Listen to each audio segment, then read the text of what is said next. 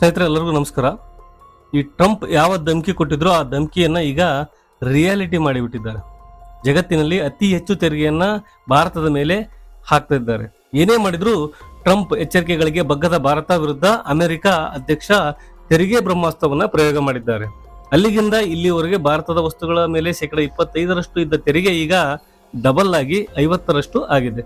ಇಂಥದ್ದೊಂದು ನಿರ್ಧಾರ ತೆಗೆದುಕೊಳ್ತಾ ಇದ್ದಂತೆ ಜಾಗತಿಕ ಮಟ್ಟದಲ್ಲಿ ಭಾರಿ ಬೆಳವಣಿಗೆಗಳು ಕೂಡ ಆಗೋದಕ್ಕೆ ಶುರುವಾಗಿದೆ. ಅಮೆರಿಕದಿಂದ ನೊಂದ ದೇಶಗಳು ಈಗ ಭಾರತ ಜೊತೆ ನಿಂತುಕೊಳ್ಳೋದಕ್ಕೆ ಶುರು ಮಾಡಿಬಿಟ್ಟಿವೆ.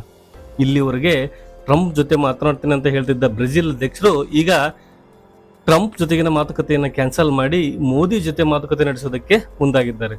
ಎಲ್ಲದಕ್ಕಿಂತ ಇಂಟ್ರೆಸ್ಟಿಂಗ್ ಸಂಗತಿ ಏನಂದ್ರೆ, ಅತ್ತ ಟ್ರಂಪ್ ಭಾರತದ ಮೇಲೆ ತೆರಿಗೆ ಹೆಚ್ಚಳ ಮಾಡ್ತಾ ಇದ್ದಂತೆ ಇತ್ತ ಮೋದಿ ಚೀನಾಗೆ ಭೇಟಿ ಕೊಡೋದಕ್ಕೆ ಮುಂದಾಗಿದ್ದಾರೆ.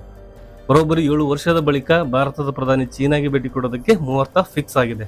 ಅಲ್ಲಿಗೆ ಶತ್ರುವಿನ ಶತ್ರು ಮಿತ್ರ ಅನ್ನೋ ಹಾಗೆ ಭಾರತ ಚೀನಾಗೆ ಹತ್ತಿರವಾಗ್ತಾ ಇದೆ. ಭಾರತ ಮತ್ತು ಚೀನಾ ನಡುವಿನ ಸಂಬಂಧ ಸಂಪೂರ್ಣವಾಗಿ ಹಳಸಿ ಹೋಗಿತ್ತು.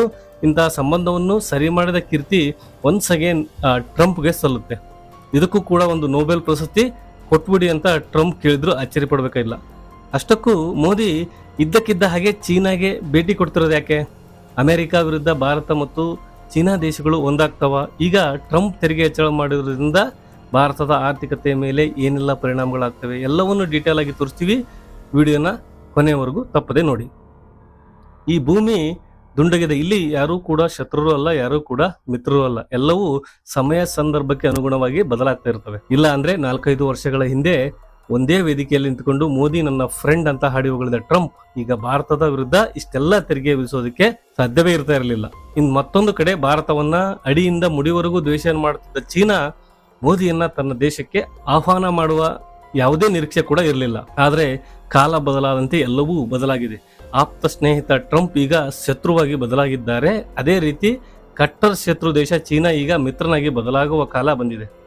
ಮೋದಿಯವರ ಚೀನಾ ಭೇಟಿಯ ಬಗ್ಗೆ ಹೇಳ್ತೀವಿ.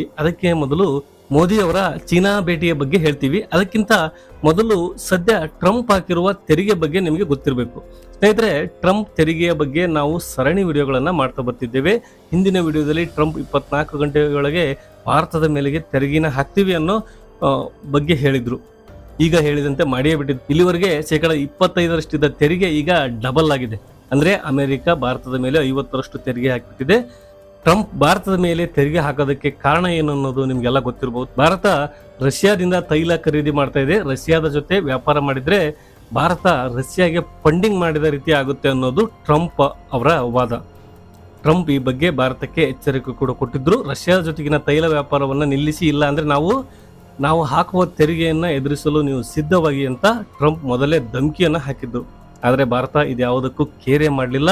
ಇದರಿಂದ ರುಚಿಗೆದ್ದ ಟ್ರಂಪ್ ಈಗ ಭಾರತದ ಮೇಲೆ ಡಬಲ್ ತೆರಿಗೆ ಹಾಕಿದ್ದಾರೆ. ಅಲ್ಲಿಗೆ ಅಮೆರಿಕದ ತೆರಿಗೆ ಲಿಸ್ಟ್ ನಲ್ಲಿ ಭಾರತ ಮೊದಲ ಸ್ಥಾನದಲ್ಲಿ ಬಂದುಬಿಟ್ಟಿದೆ. ಇಲ್ಲಿವರೆಗೆ ಬ್ರೆಜಿಲ್ ಮೊದಲ ಸ್ಥಾನದಲ್ಲಿತ್ತು. ಈಗ ಭಾರತಕ್ಕೆ ಟಾಪರ್ ಸ್ಥಾನ ಸಿಕ್ಕಿಬಿಟ್ಟಿದೆ. ಇಂಟ್ರೆಸ್ಟಿಂಗ್ ಸಂಗತಿ ಏನು ಗೊತ್ತಾ, ನಮಗಿಂತ ಹೆಚ್ಚು ರಷ್ಯಾದಿಂದ ತೈಲ ಖರೀದಿ ಮಾಡುವ ಚೀನಾಗೂ ಕೂಡ ನಮ್ಮಷ್ಟು ತೆರಿಗೆಯನ್ನ ಅಮೆರಿಕ ಹಾಕಿಲ್ಲ. ಹಾಕುವ ಧೈರ್ಯ ಕೂಡ ಅದಕ್ಕಿಲ್ಲ. ಇದೇ ಕಾರಣಕ್ಕೆ 90 ದಿನಗಳ ಟೈಮ್ ಅನ್ನ ಚೀನಾಗೆ ಅಮೆರಿಕ ಕೊಟ್ಟಿದೆ. ಸದ್ಯಕ್ಕೆ ಇರೋದು ಕೇವಲ 30% ತೆರಿಗೆ ಮಾತ್ರ. ಆದ್ರೆ ಭಾರತದ ಮೇಲೆ 50% ತೆರಿಗೆ ವಿಧಿಸಲಾಗಿದೆ. ಬ್ರೆಜಿಲ್ ಮೇಲೆ ಕೂಡ 50% ತೆರಿಗೆ ವಿಧಿಸಿ ಈ ವಿಚಾರದಲ್ಲಿ ಬ್ರೆಜಿಲ್ ಹಾಗೂ ಭಾರತ ಸಮಾನ ದುಃಖಿಗಳು. ಇಲ್ಲಿವರೆಗೆ ಬ್ರೆಜಿಲ್ ತೆರಿಗೆ ಕುರಿತಂತೆ ಅಮೆರಿಕದ ಜೊತೆ ಮಾತುಕತೆ ನಡೆಸೋದಕ್ಕೆ ಮುಂದಾಗಿತ್ತು. ಟ್ರಂಪ್ ಕೂಡ ಬ್ರೆಜಿಲ್ ಅಧ್ಯಕ್ಷರಿಗೆ ಮಾತುಕತೆ ಆಹ್ವಾನ ನೀಡಿದ್ರು. ಆದ್ರೆ ಯಾವಾಗ ಭಾರತದ ಮೇಲೆ 50% ತೆರಿಗೆ ವಿಧಿಸಿದ್ರು ಆಗಲೇ ಬ್ರೆಜಿಲ್ ಅಧ್ಯಕ್ಷ ಅಮೆರಿಕದ ಜೊತೆಗಿನ ಮಾತುಕತೆಯನ್ನು ಕ್ಯಾನ್ಸಲ್ ಮಾಡಿ ಮೋದಿ ಜೊತೆ ಮಾತುಕತೆ ನಡೆಸೋದಕ್ಕೆ ಮುಂದಾಗಿದ್ದಾರೆ.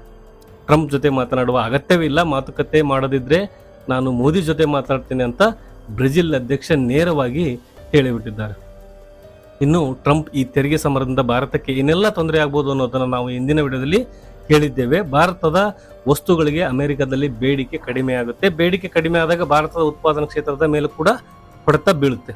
ಉತ್ಪಾದನಾ ಕ್ಷೇತ್ರದಲ್ಲಿ ಮೇಲೆ ಹೊಡೆತ ಬೀಳಿದಾಗ ಉದ್ಯೋಗಗಳು ಕೂಡ ಕಡಿಮೆ ಆಗುತ್ತೆ, ನಿರುದ್ಯೋಗ ಸಮಸ್ಯೆ ಹೆಚ್ಚಾಗುತ್ತೆ. ಇದು ಆರ್ಥಿಕತೆಯ ಮೇಲೆ ನೇರವಾಗಿ ಪೆಟ್ಟು ಕೊಡುತ್ತೆ. ಯಾವೆಲ್ಲ ಕ್ಷೇತ್ರದ ಮೇಲೆ ಪರಿಣಾಮ ಬೀರುತ್ತೆ ಅನ್ನೋದನ್ನ ನೋಡೋದಾದ್ರೆ ಈ ಹಿಂದಿನ ವಿಡಿಯೋದಲ್ಲಿ ವಿವರವಾಗಿ ಹೇಳಿದ್ದೇವೆ. ನಾವು ಒಂದು ವಿಚಾರವನ್ನ ಪದೇ ಹೇಳ್ತಾ ಇದ್ದೇವೆ, ಭಾರತಕ್ಕೆ ಅಮೆರಿಕ ತೆರಿಗೆ ಸಮರದಿಂದ ಖಂಡಿತವಾಗಿಯೂ ತೊಂದರೆ ಆಗುತ್ತೆ. ಇದರ ಜೊತೆಗೆ ಅಮೆರಿಕ ಕೂಡ ತೊಂದರೆಯಾಗಿ ಹಾಗೆಯೇ ಆಗುತ್ತೆ. ಅದರಲ್ಲೂ ಅಮೆರಿಕದ ನಾಗರಿಕರಿಗೆ ಬೆಲೆ ಏರಿಕೆ ಬಿಸಿ ಮುಟ್ಟಲಿದೆ. ಹೀಗಾಗಿ ಮುಂದಿನ ದಿನಗಳಲ್ಲಿ ಟ್ರಂಪ್ ನಿರ್ಧಾರದ ವಿರುದ್ಧ ಅಲ್ಲಿನ ಜನರೇ ಸಿಡಿದೇಳಬಹುದು. ಅದಕ್ಕೆ ಅಚ್ಚರಿ ಪಡಬೇಕಾಗಿಲ್ಲ. ಇದು ಒಂದು ಪಡೆತ. ಆದ್ರೆ ಮತ್ತೊಂದು ಕಡೆ ಅಮೆರಿಕದ ಶತ್ರುಗಳು ಒಂದಾಗ್ತಾ ಹೋಗ್ತಿದ್ದಾರೆ. ಈಗಾಗಲೇ ರಷ್ಯಾ ಹಾಗೂ ಚೀನಾ ದೇಶಗಳು ಅಮೆರಿಕದ ವಿರುದ್ಧ ಒಗ್ಗಟ್ಟಾಗಿ ಇದ್ವು. ಈಗ ಆ ಸಾಲಿಗೆ ಭಾರತ ಕೂಡ ಸೇರಿಕೊಳ್ತಾ ಇದೆ. ಭಾರತದ ಜೊತೆ ಬ್ರೆಜಿಲ್ ಕೂಡ ಬರುವ ಸಾಧ್ಯತೆ ಇದೆ. ಒಂದೇ ಮಾತನ್ನ ಹೇಳ್ಬೇಕಂದ್ರೆ ಅಮೆರಿಕ ತನ್ನ ಸ್ನೇಹಿತ ದೇಶಗಳನ್ನು ಕಳೆದುಕೊಳ್ತಾ ಹೋಗುತ್ತೆ.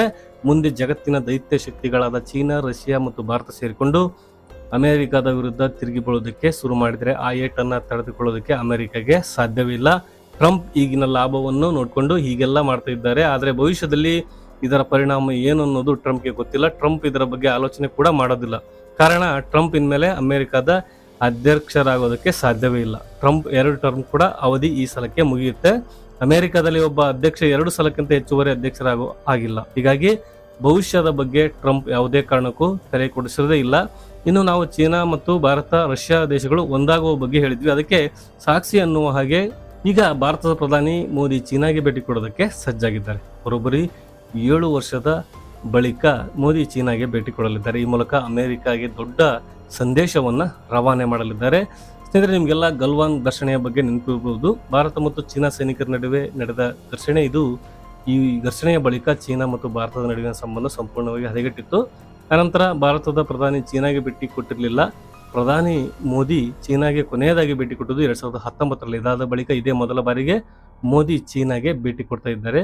ಚೀನಾದ ತಿಯಾಂಜಿನಲ್ಲಿ ಆಗಸ್ಟ್ 31 ಹಾಗೂ ಸೆಪ್ಟೆಂಬರ್ 1ರಂದು ನಡೆಯುವ ಶಾಂಘೈ ಸಹಕಾರ ಒಕ್ಕೂಟ ರಾಷ್ಟ್ರಗಳ ಮುಖ್ಯಸ್ಥ ಸಭೆಯಲ್ಲಿ ಮೋದಿ ಭಾಗಿಯಾಗಲಿದ್ದಾರೆ.